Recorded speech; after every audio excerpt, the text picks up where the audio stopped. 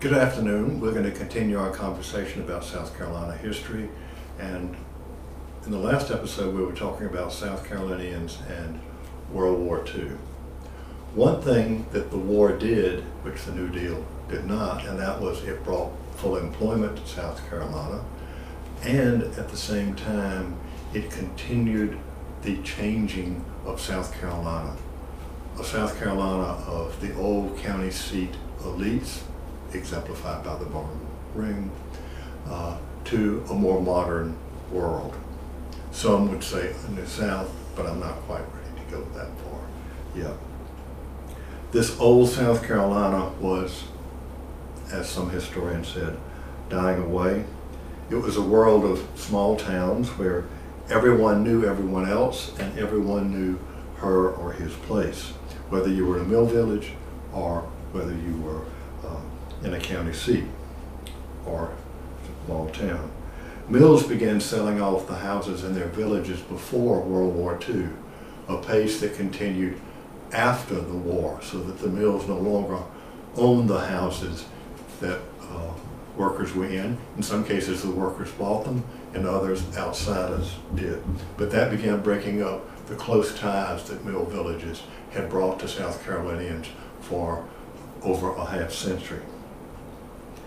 Good roads made it easier for farmers to get their products to market, to purchase goods. So they would come to larger towns. They no longer needed to go to market day in the county seat or take their cotton to the county seat. They might be able to bring it to Columbia or Greenville or Florence or a larger city. And there was a rural exodus as well. About 150,000 South Carolinians moved from the countryside into Florence, Columbia, Greenville, Charleston. And of course, after the war, people moving from the countryside meant that there was a loss of jobs and a decline in agricultural production. In upcountry counties, the average acreage under production for crops in the years after the war declined 75%. For example, in just two counties, McCormick and Fairfield, it was greater than 90%. And what's going to happen to the land? In all cases, for the most part, it was replaced by the soil bank or put into timber. There was a steady decline in cotton prices despite all the government programs. In 1955, our State Department of Agriculture said, cotton is still king in South Carolina. Whoops, in 1956, it was tobacco in terms of dollars received. In 1950, the state's farmers harvested over 1 million acres of cotton. By 1960, it was less than half that, 453,000. But the vast majority of that cotton, folks, was still picked by hand in 1960. So if you're reducing the amount of land in cotton by literally 600,000 acres, where are the jobs for those people who had been working on the farm? With the rural exodus came a decline in rural institutions, churches. For example, the Methodist Church was very big on supporting country churches, but instead of having a pastor for one church, they would cluster churches in what they called a charge. And so you had one man, and in those days it was one man. Methodist and other denominations still did not have female clergy in the 1950s and 1960s.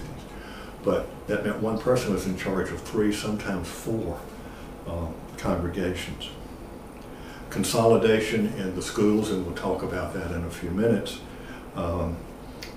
meant that the local school no longer was the focal point of community activities, because in the 1950s we'll see that there were mergers of schools and consolidation.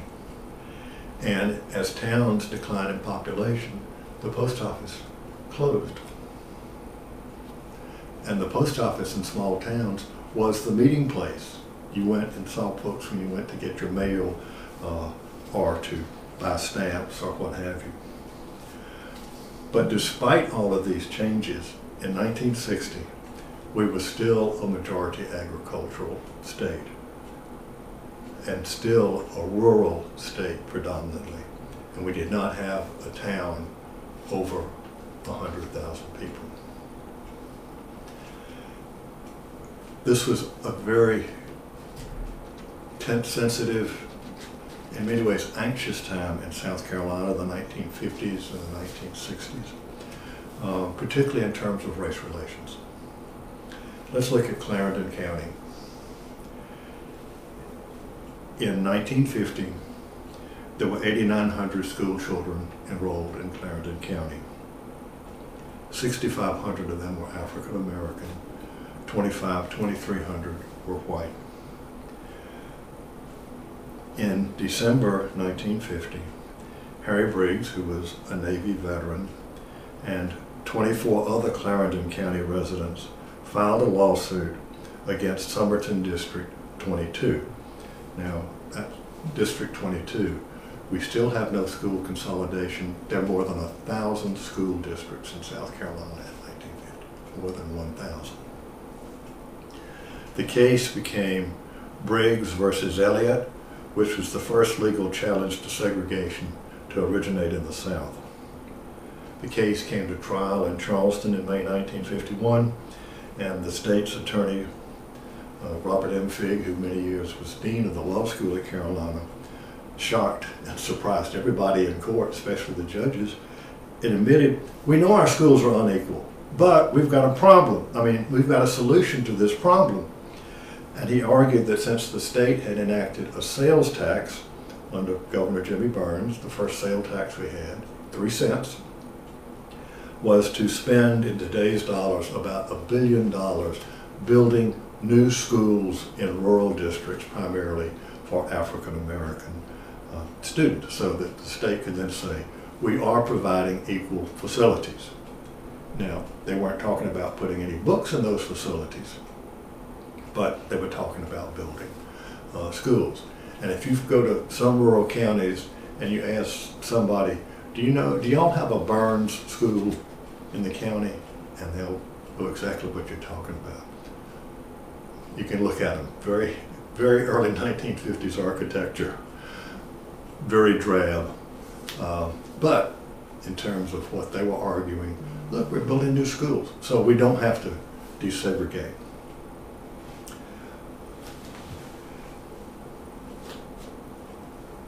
The state's response, even though they lost, they won that case, was they took a temper of the times. Or, maybe our African American residents aren't really as happy as we say they are.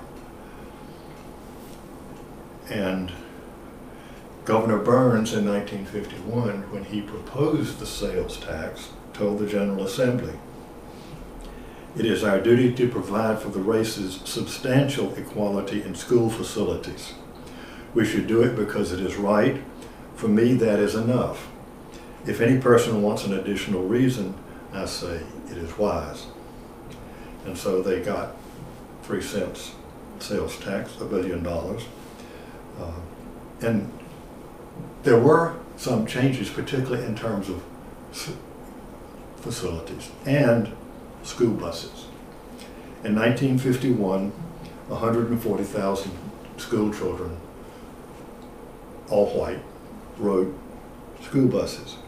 5 years later, 250,000 did, black and white.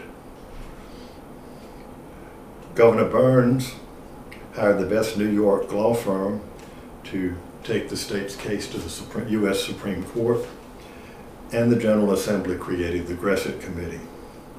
This committee was to make recommendations to prevent desegregation. The first recommendation was to abolish the constitutional requirement for the state to provide public schools. That was in our 1895 Constitution. Civic leaders, notably the women's clubs of South Carolina, objected vigorously, but the referendum to the people passed overwhelmingly when voted on.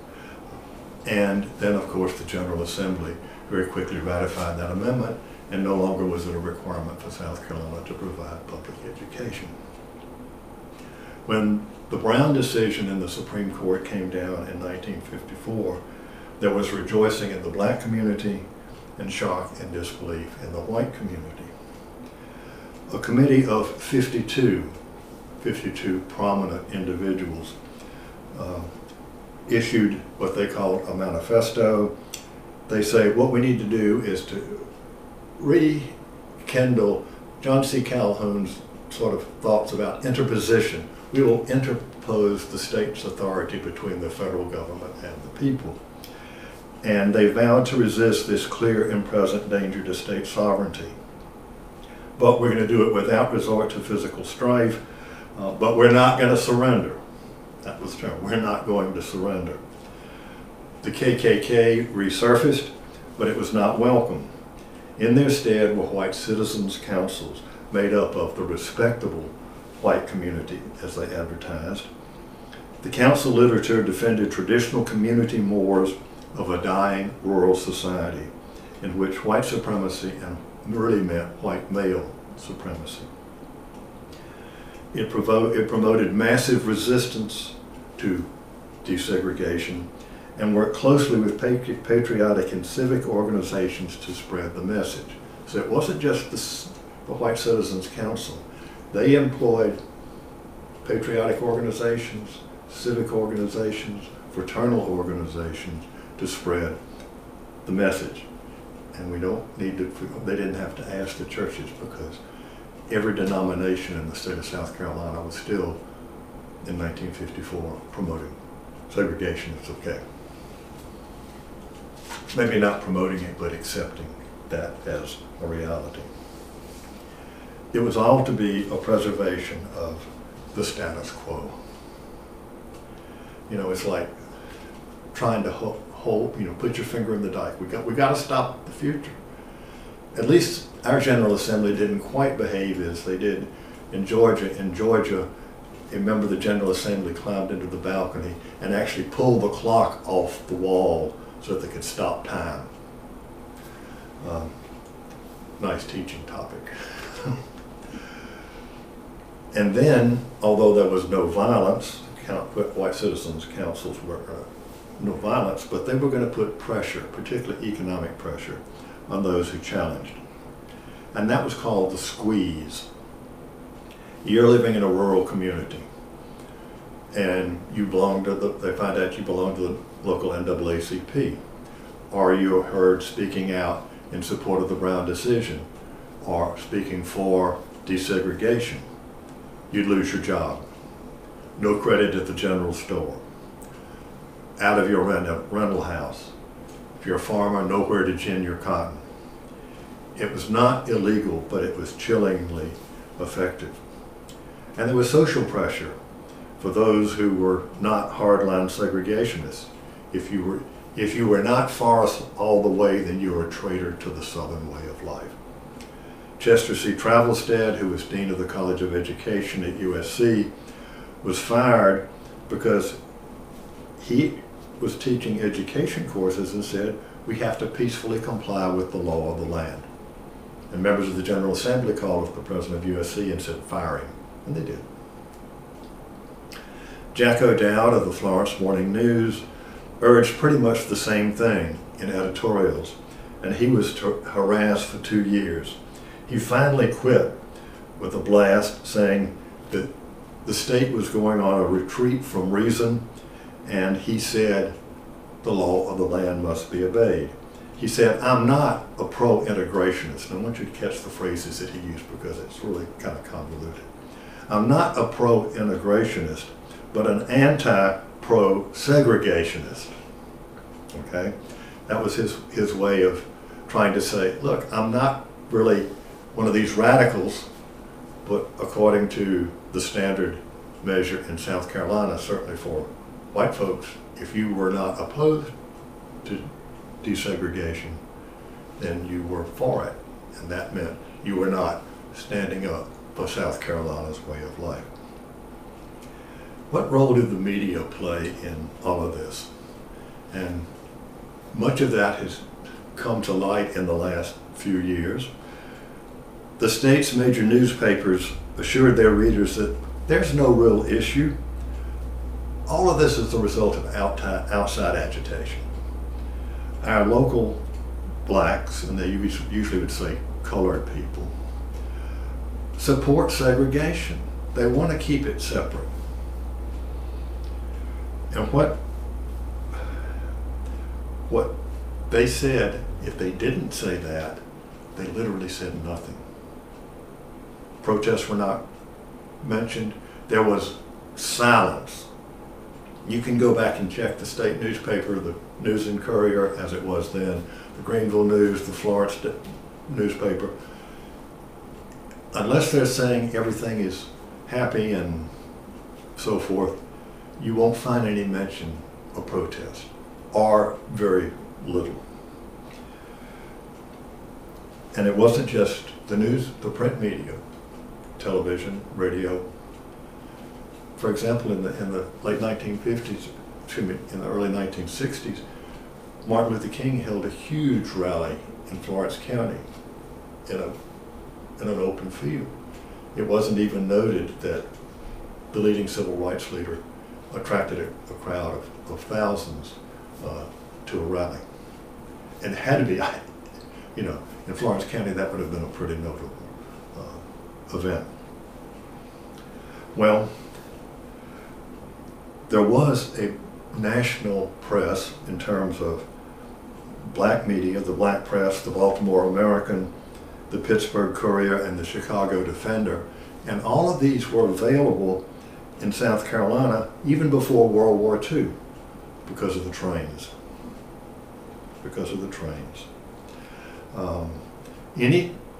Any town on the main line of a railroad, somebody on that train, a porter or other black staff members, would bring newspapers, and at the stop they would get off, and there was somebody they would sell the paper, give the papers to be distributed in town.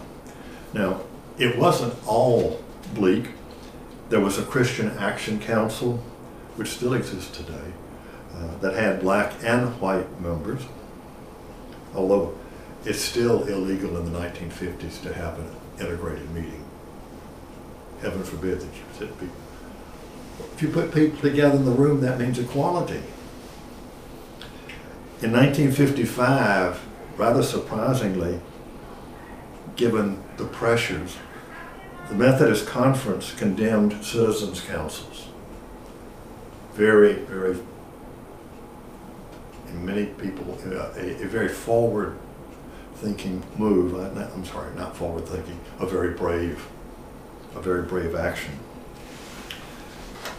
There was a South Carolina Council on Human Relations, and it had chapters in about a half dozen cities, and sponsored publication of a document called South Carolinians Speak.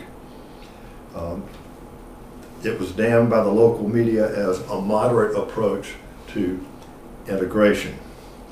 These were essays written by clergy and laypersons across the denominational lines, and Governor George Bill Timmerman tried to suppress it, to keep it from being published, but 50,000 copies were published, and that's a lot, and disseminated across the state.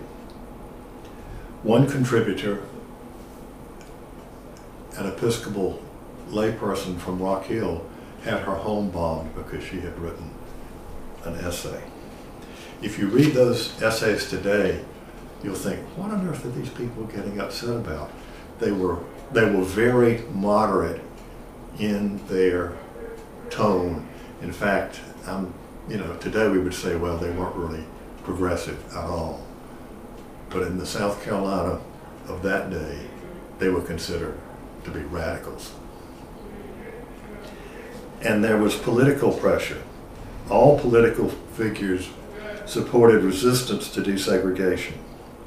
It was illegal for example, courtesy of the General Assembly and a new law, illegal for any public employee, state, school district, county, to belong to the NAACP because it was labeled a communist organization. And this was particularly targeted at school teachers and other middle-class blacks who were getting active in the civil rights movement. Fire them from their job, what are they going to do? Because the education system in particular was a way for African Americans to move into the middle class. Local leadership frequently were targeted because of economic pressure, not just political.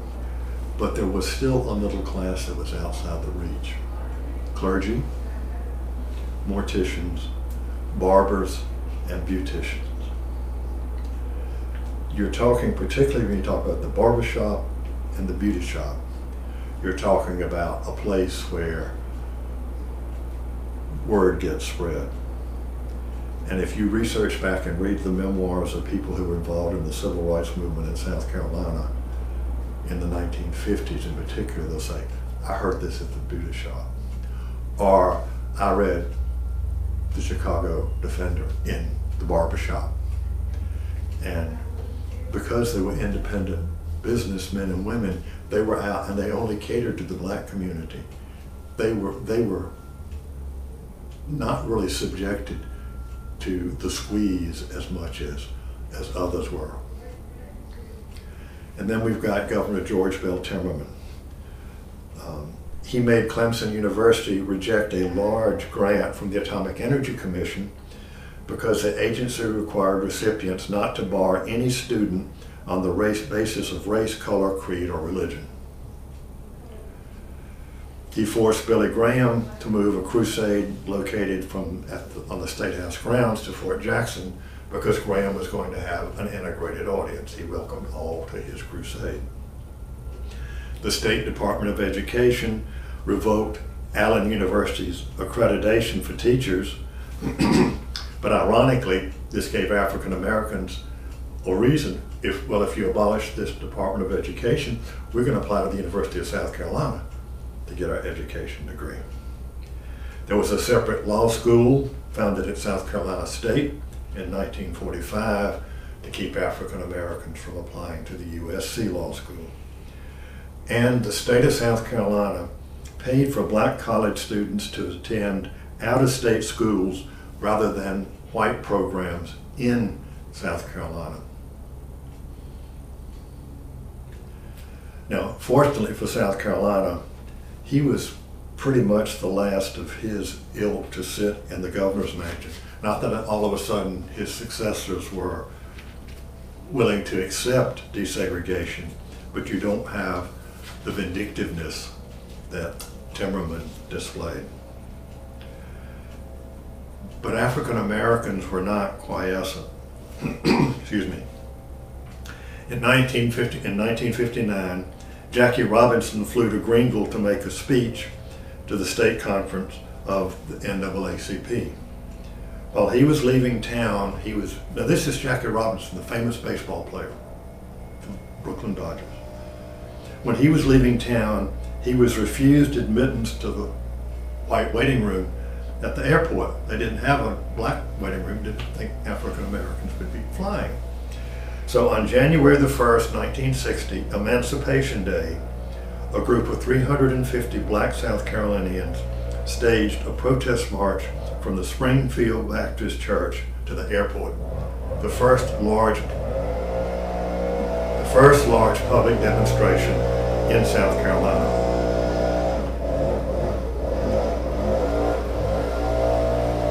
The background noise, folks, it's not deliberate. We appreciate those young men out there taking care of our shrubbery.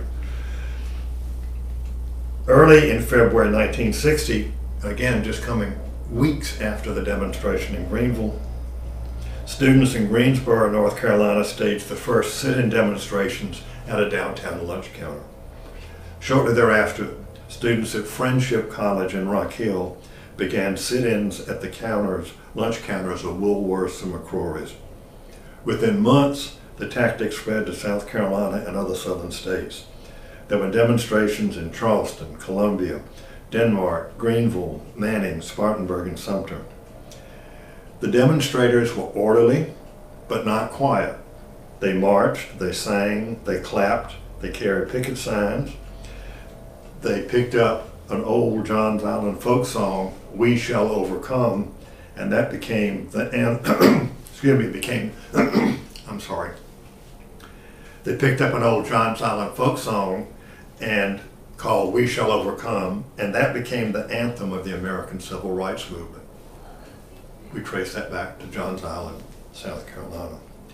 James McBride Dabbs, prominent Presbyterian theologian, could not resist saying that the demonstrators were behaving as properly reared Southerners should. And he didn't have to comment on, compare that to those who reacted to the protesters, sitting at the who spit on them, threw lye at them, baseball bats. Most demonstrations were peaceful, but in Greenville, black and white gangs clashed. In Orangeburg, law enforcement officials used tear gas and fire hoses and jailed hundreds. Demonstrations were primarily initiated by the young, mostly college students, including Denmark native Cleveland Sellers, and their tactics were eventually adopted by older black leaders.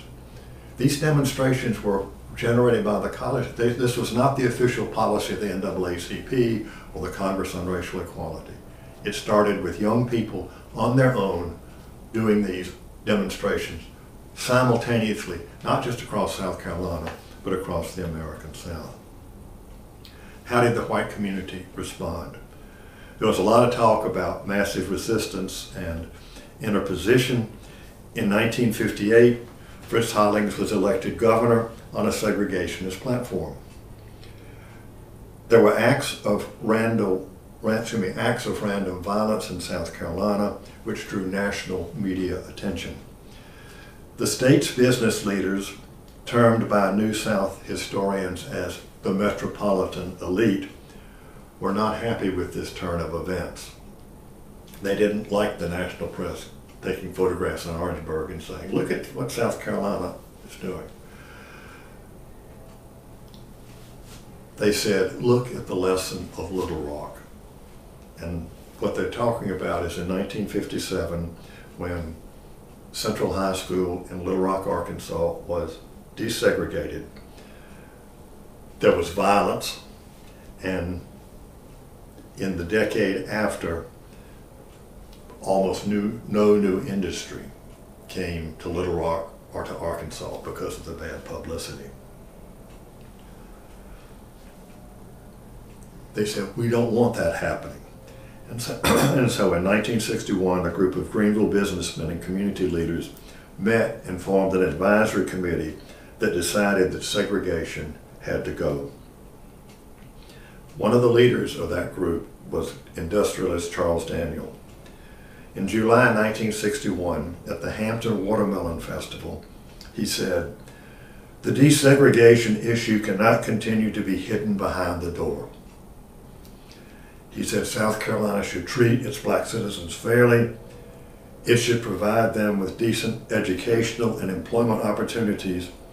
And his remarks were the first indication that men who were part of the state's power structure were willing to abandon segregation. 1961, of course, is the beginning of the Civil War Centennial celebration, or as it was called in South Carolina, the Confederate War Centennial celebration. Have you ever thought about celebrating a war in which, in South Carolina, 20 to 25% of the young white male population died? You're celebrating that.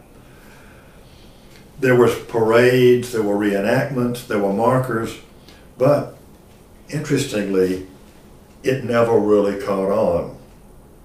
But there was one lasting legacy of that Confederate War Centennial celebration.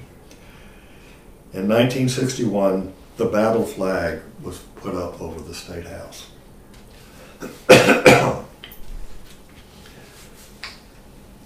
It came right after Harvey Gantt had applied for admission to Clemson University. So there is a cause and effect. Elsewhere in the South, it was pretty bloody. In 1962, there were riots at Ole Miss. Legislators demanded that Governor Hollings lead a motorcade to Mississippi to show support for Governor Ross Barnett, and segregation. Hollings refused. And in January 1963, Governor Hollings made his farewell speech to the General Assembly.